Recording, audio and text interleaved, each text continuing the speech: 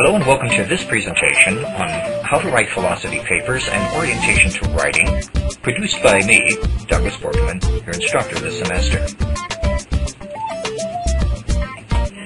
The basic components of writing a paper, of course, is something that involve what you're probably already familiar with. You need to consider what kind of an introduction that you wish to generate with respect to the claim that you're making. Then you need to articulate what you are in fact going to be proving or justifying in the main body. And then the conclusion is basically a recapping or restatement of what it is that you propose to do in the introduction. This, of course, all has to do with what we call argument style, which for writing critical thinking or philosophy papers is pretty linear. And yet, I don't want you to feel confined by that linearity. It's not my intention to generate a robot as a student, but rather to have you employ your creativity, but then acknowledge the fact there's a certain format by means of which you are able to express your argument more favorably. What I'm referring to here as the 3T method simply refers to the introduction, which is T1, tell me what you're going to do, the main body, T2, tell me, and finally, T3, the conclusion, the restatement. The introduction, T1, and the conclusion, T3, should look like mirror images of each other. Of course, the hard work is in the main body. It's in the main body that you generate several paragraphs that will in fact explain your argument in greater detail. In the introduction, it's a good idea to state your position in a single declarative sentence. In your critical thinking courses, you learn that a claim is a statement that is either true or false, so you're going to be defending a claim that you regard as true.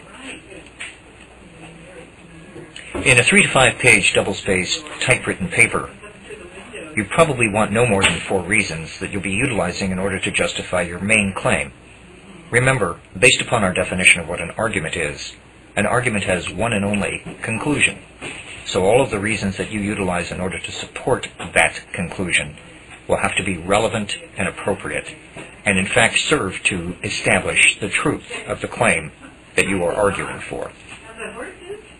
You may wish to say, although this is merely an option, but it's not a bad idea, state why the subject matter is interesting. This will generate a little bit of enthusiasm, presumably, in your reader, and may help, in fact, in the long run, to warm them up to the idea that you're going to be presenting. Another way of stating it is, what is the controversy? What is the issue all about? Once again, we're arguing because the issue over which we're arguing is somewhat controversial. It may not be extremely so, but that's why we need to generate an argument, is because of the fact that not everybody agrees about the truth of the claim. Now, in the main body, you support each reason, providing illustrations and examples, references. For the sake of papers that you do from me, it will not be necessary to engage in any formal citation. Parenthetical comments or notations are good enough, and that has to do with the kinds of references, resources, and authorities.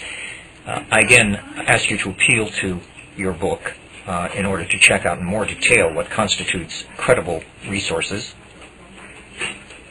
Again, quotations, if you utilize them, are parenthetically referenced with the source of the quotation. I want you to pay extremely close attention to the kind of inference you're making, and it's basically going to boil down to induction and deduction. Actually, when you brainstorm, just before you place your argument into this format, you probably have already considered whether you're going to be arguing deductively or inductively. And it may make a big difference as to whether or not you've substantiated your claim, given which one of those you ultimately choose to utilize. By all means, avoid fallacies, both informal and formal. It's most likely that if you're going to actually inadvertently commit a kind of fallacy, it will in all likelihood be an informal fallacy, rather like ad hominem, straw man, slippery slope, all the ones that we study in our textbook. And of course the conclusion.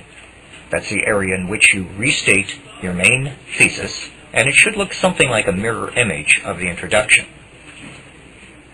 You recap what it is you say. You summarize what it is that you have justified, substantiated, argued for.